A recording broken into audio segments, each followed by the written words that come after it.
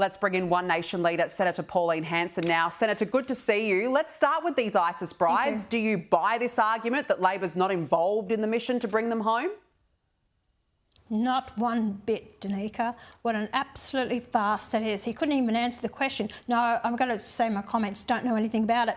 Usually if you have nothing to do with it, you'd actually have more to say. He shut it down. He doesn't want to answer any more questions. I don't believe it.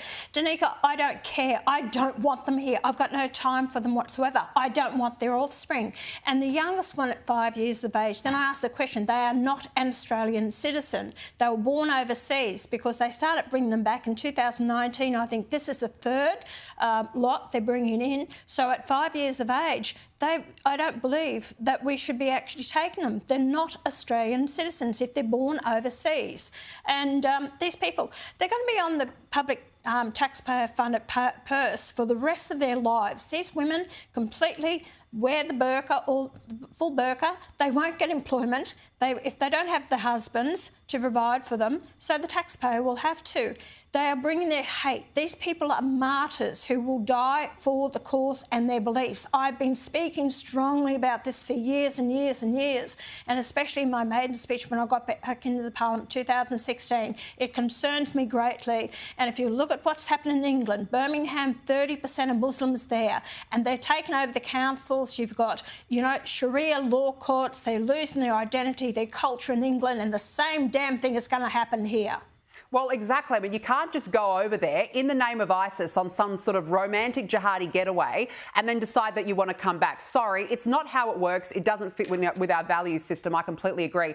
Now, look, I'll speak with Senator Jacinta Nampijinpa-Price shortly about National Flag Day. She was ordered to remove the Aussie flag, which was draped over her shoulders, and you were too today. Let's have a look. Senator Hanson, I remind you of the ruling the Deputy President arrived at today, which I have upheld, which is no flags to be worn in the chamber until the matter has been resolved by the Procedures Committee. So I'd ask you to take the flag off. Senator, why is the Senate so afraid of the Aussie flag?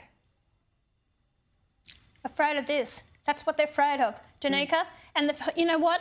It flies on top of the building, it flies in the chamber, and it was the Greens that raised the issue about saying you shouldn't be wearing the flag. And they said, oh, it's a prop. It's not a prop.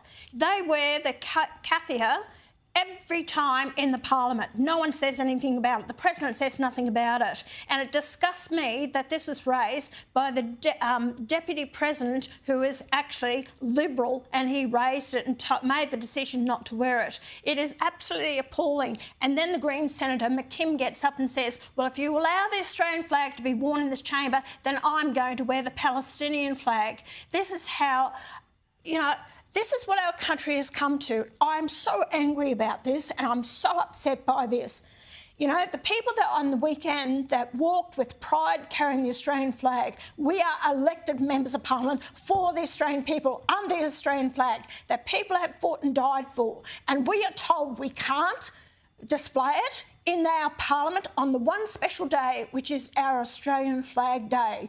And that's how gutless these people are. I put it to the vote that it should be, you know, able to be worn in the Parliament just before I came up to here. And guess what? 22 people supported it. All of Labor, all of the Greens, and Senator Fatima Payman voted against it being able to be worn on the floor of Parliament. Jackie Lambie, Pocock and Tammy Tyrrell, I didn't see them at all on the floor of Parliament to vote on such an important issue. It turns my stomach and makes me so mad.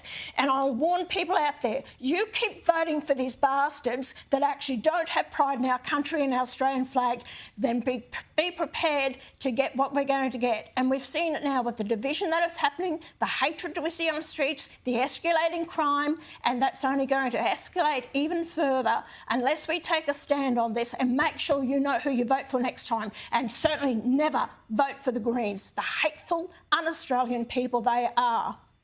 Well, look, good on you. Look, I can hear the passion in your voice and you are absolutely spot on. And it baffles me, Senator, that we seem to think that the Australian flag is racist now. It is not racist to wave the Australian flag, so good on you for taking a stand. And it brings me to my next question, because I want to ask you about migration.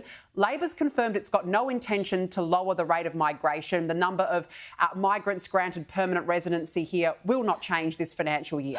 You've got people marching over the weekend, including yourself, to say we need to lower it. We can't get everyday Aussies into households. Big Australia keeps getting bigger. No wonder Aussies are frustrated. They are certainly frustrated and don't feel that they're saying they're not, of course, they're not going to lower it. And then they bring in they wanted to cap the student numbers, and they've put another 25,000 students on it to it, taken up to about 300,000. Then they've got all the foreign workers and backpackers and those people coming here. Then you've got the overstayers of over 175,000 overstayed their visas. Those people shouldn't be in the country.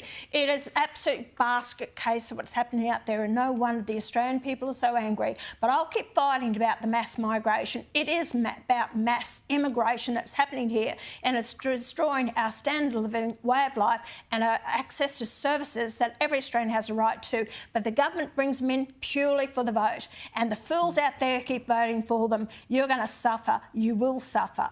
Yep, politically it suits Labor. Give us a wave of the Aussie flag again, please, Senator. We want to see it one more time before we let you go. There it is. With pride. With pride, absolutely. Good on you. You are a wonderful advocate for this country, and good on you for keeping them honest about this. Absolutely. One Nation leader, Senator Pauline Hanson. Good to catch up as always. Thanks so much for joining me.